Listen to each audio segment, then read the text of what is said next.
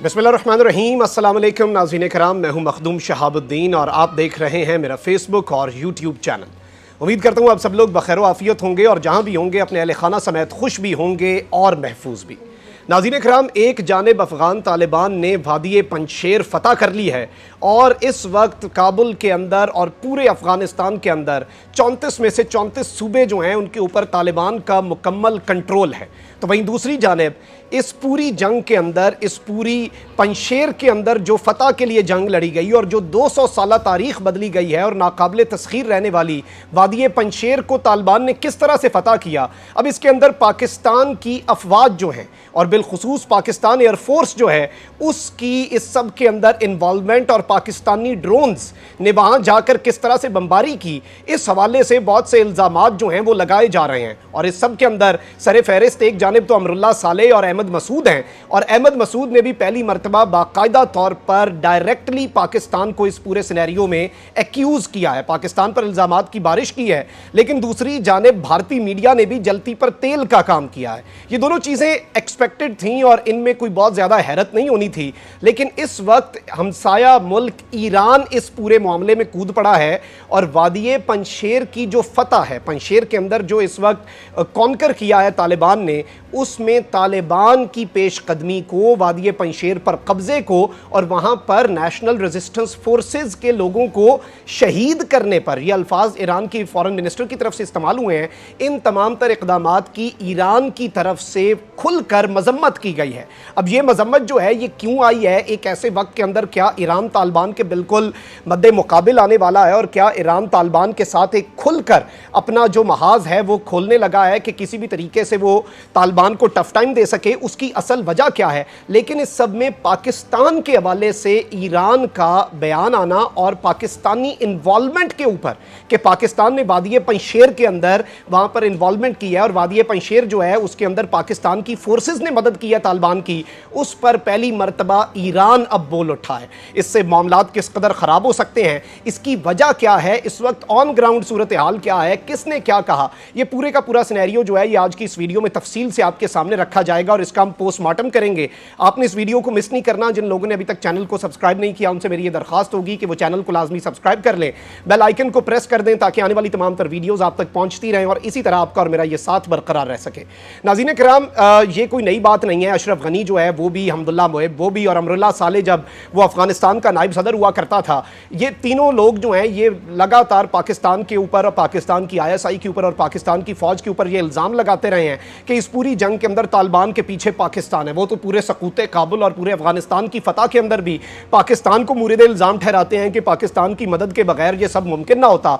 लेकिन इस सारी की सारी सूरत हाल के अंदर रिसेंटली वादी पंजशेर, जिसमें खुलकर इंडिया ने अहमद मसूद और अमरुल्लाह सालेह की अफवाज की ताजिकिस्तान के थ्रू और ताजिकिस्तान के अंदर जो इंडिया का बेस है फारखोर एयर बेस, इनके थ्रू मदद की है, उसके बावजूद इंडिया इस सब के अंदर तालिबान की मदद का जो इल्ज़ाम है, तालिबान को फैसिलिटेट करने का, और फ़ज़ाई क़ुव्वत जो है वो तालिबान के पास नहीं है इस वक्त। तालिबान के पास हेलीकॉप्टर्स हैं, तालिबान के पास फाइटर जेट हैं, तालिबान के पास ड्रोन है, लेकिन उन्हें ऑपरेट करने की सलाहियत नहीं है। तो उसका इल्ज़ाम खुलकर अब पाकिस्तान पर लगाने का सिलसिला जो है वो चल रहा है और ये कोई नई बात इनके हवाले से तो नहीं है। आप ये 3 इंडिया की खबरें देखें। सबसे पहली खबर, Pakistani fighter jets come to Taliban aid in Panjshir valley. इन्होंने तो कोई फेक वीडियो भी चलानी शुरू कर दी है। उसके साथ ही साथ Pakistan support to Taliban, fighter jets were seen roaring in Panjshir valley, कि पाकिस्तान एयरफोर्स के फाइटर जेट्स जो हैं वो पंजशेर वैली के अंदर गए। इसके साथ द वीक जो है वो कह रहा है कि Pakistan air force drones bombed Panjshir resistance, के वादी पंजशेर की जो रेजिस्टेंस है उसे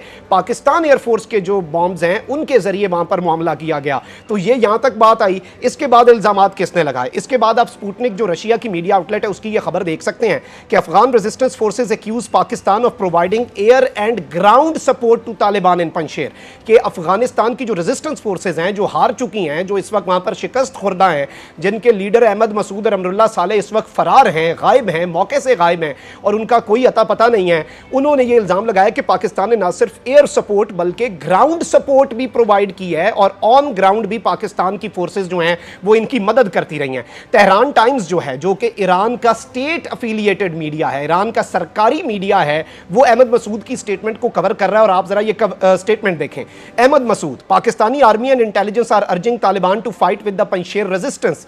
the Taliban are not strong enough to compete with us, but the Pakistani military is cooperating with them. Boycott Pakistan. ये अहमद मसूद कह रहा है। इससे पहले अहमद मसूद खुलकर पाकिस्तान मुखालिफ बयानात जो हैं वो नहीं देता था और उनसे इज्तनाब करता था।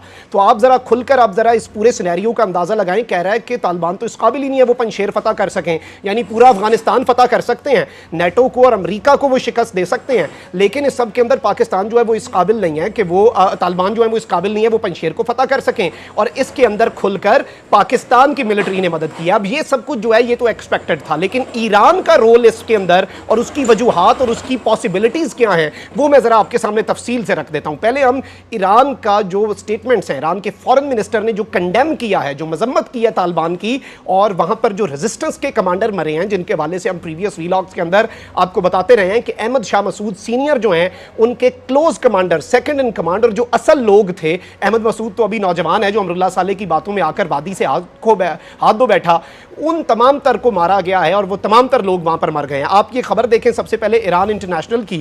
As Taliban claim victory in Panjshir, Iran slams Pakistan military's role.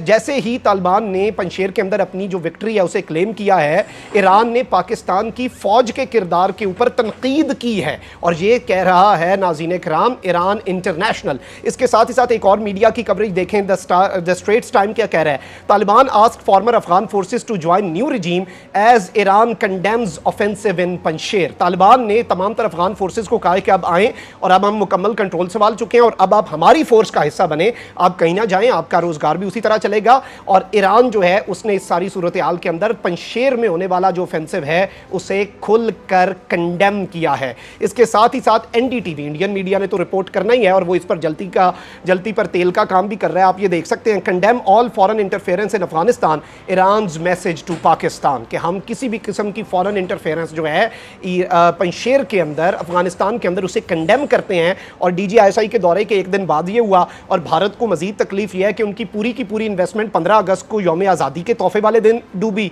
उसके बाद 6 सितंबर यौम दिफा 1965 में इन्होंने चाय पीने आना था लाहौर, DGISI ने एक दिन पहले चाय पिलाई और आज उनकी आखिरी इन्वेस्टमेंट भी डूब गई, उन्हें तो आग लगनी है। तो इस सब के अंदर और भी बहुत सी चीज़ें हैं और बहुत से सिनेरियोज हैं। अब नाज़रीन कराम अब यहाँ पर समझ आती है कि इसकी रीज़न क्या है। एक तो तालिबान जो है उन्होंने भी इस मरतबा ईरान और जो अहले तशी हैं उनके हवाले से बड़ा नरम गोशा रखा है, उन्होंने अपनी सफ़ों में उन्हें शामिल किया, मजालिस में शिरकत की। इसका मतलब है तालिबान भी चेंज्ड है। दूसरी जानिब ईरान का जो मौक़िफ़ है वो भी तालिबान के लिए बहुत ज़्यादा चेंज्ड नज़र आया है और ईरान भी सारे सिनेरियो में न्यूट्रल रहने की कोशिश कर रहा है, मसलक को पीछे रख कर। लेकिन अब इसमें कुछ परेशानी की मुमकिना वजूहात हो सकती हैं। वो वजूहात में आपके सामने बड़ी ही अहम तरीन ये चीज़ें हैं, इन्हें आपने मिस नहीं करना, मैं आपके सामने रख देता हूँ। पहला यह है कि पाकिस्तान, ईरान समेत तमाम इलाकाई ममालिक ने यह अहद कर रखा है, ये आपस में वादा कर रखा है और ख़ुद से भी अहद किया है कि वो किसी को सपोर्ट नहीं करेंगे अमेरिका के जाने के बाद, ताकि खाना जंगी ना हो। और ईरान ये चाहता है कि कोई वो सारे उस अहद के ऊपर पक्के रहें और ईरान भारतीय मीडिया की बातों में आ गए। खैर ऐसी बात तो नहीं है। दूसरा हो सकता है कि ईरान ये समझता हो कि काबुल हुकूमत बनने से पहले पंशेर को फतह नहीं होना चाहिए था, ताकि तालिबान के ऊपर एक प्रेशर रहता और तालिबान उसकी वजह से एक इंक्लूसिव गवर्नमेंट बनाते जिसमें वहाँ पर अहले तशी जो लोग हैं उन्हें भी नुमाइंदगी मिलती और इस सब के अंदर दबाव बरकरार रखा जाता। और अब पंशेर फतह होने की सूरत में कोई इंटरनेशनल दबाव जो है वो तालिबान के ऊपर इस वक्त नहीं है। तीसरा ये हो सकता है कि ईरान कौमी सतह पर राय आमा को मुतमईन करने की कोशिश कर रहा हो और थोड़ा सा जो उनकी अंदर जो अल्ट्रा नेशनलिस्ट लोग हैं या फिर जो बहुत ही एक्सट्रीम लोग हैं ईरान के अंदर, वो इब्राहिम रईसी की नई हुकूमत के ऊपर तनकीद कर रहे हैं कि वो इतना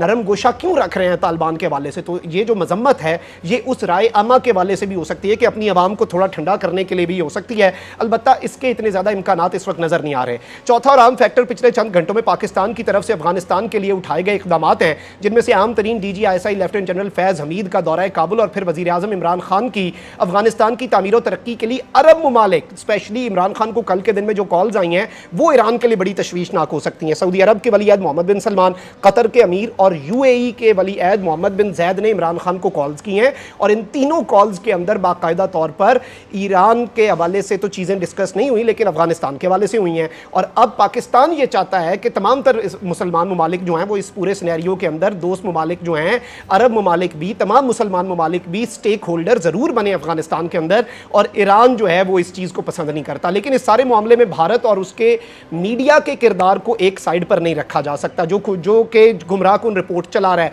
गलत फुटेजेस चला रहा है और ईरान के फॉरेन मिनिस्टर की स्टेटमेंट को भी बहुत ज़्यादा बढ़ा चढ़ाकर पेश किया जा रहा है। अगर उन्होंने ये कहा है कि हम फॉरेन इन्वॉल्वमेंट की मजम्मत करते हैं तो उसका मतलब ये नहीं है कि पाकिस्तान की मजम्मत करते हैं। अलबत्ता उन्होंने पाकिस्तान का नाम ज़रूर लिया है और इसके ऊपर अभी मजीद चीज़ें देखनी है कि ईरान इस वक्त सोच क्या रहा है और उनके जहन में क्या चल रहा है। पाकिस्तानी ड्रोन्स जो हैं उनके हवाले से ये चीज़ें आ रही हैं कि जी पाकिस्तान के ड्रोन्स ने वहाँ पर मदद की है, पाकिस्तान के ड्रोन्स ने वहाँ पर कार्रवाइयाँ की हैं और पाकिस्तान के बगैर वो नहीं हो सकते। 4 ड्रोन्स अभी पाकिस्तान को रिसेंटली मिले हैं चाइना की वजह से, जिसे बुनियाद बनाकर ये तमाम तर चीज़ें कही जा रही हैं। लेकिन नए ईरानी सदर जो हैं उनकी खारजा पॉलिसी को अगर देखा जाए तो तालिबान उसका दूसरा अहम तरीन एजेंडा है और ईरान को 2 कम बुराइयों में से, यानी कि उनके पास 2 वर्स्ट ऑप्शंस हैं। अगर हम ईरान की सिचुएशन को समझे तो उनमें से किसी एक का चुनाव जो है उस जैसी मुश्किल सूरत हाल का सामने है। पहला ऑप्शन तालिबान की मुकम्मल हिमायत है, जबकि दूसरा ऑप्शन जो है वो कमज़ोर अफगान हुकूमत का साथ देकर तालिबान के गैज़ो गज़ब को आवाज़ देना है।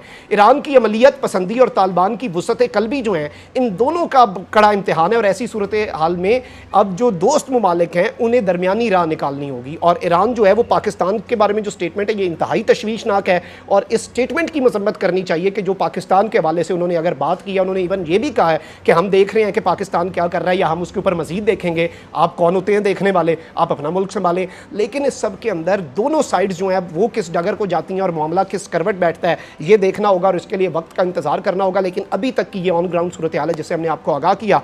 कमेंट सेक्शन में ज़रूर बताइएगा कि आपके मुताबिक ईरान इस वक्त क्या सोच रहा है। क्या ईरान इस बात से नाराज़ होकर थोड़ा सा ट्रेलर देने की कोशिश कर रहा है कि हम अरब ममालिक को यहाँ पर स्टेक होल्डर क्यों बना रहे हैं और ईरान अकेला स्टेक होल्डर रहे और अरब ममालिक बैकफुट पर रहे? ऐसी क्या वजह हो सकती है? आपने ये कमेंट सेक्शन में ज़रूर बताना है। अपना बहुत ज़्यादा ख्याल रखिएगा। चैनल को सब्सक्राइब कर लें, बेल आइकन को प्रेस कर दें। अल्लाह निगहबान। पाकिस्तान जिंदाबाद।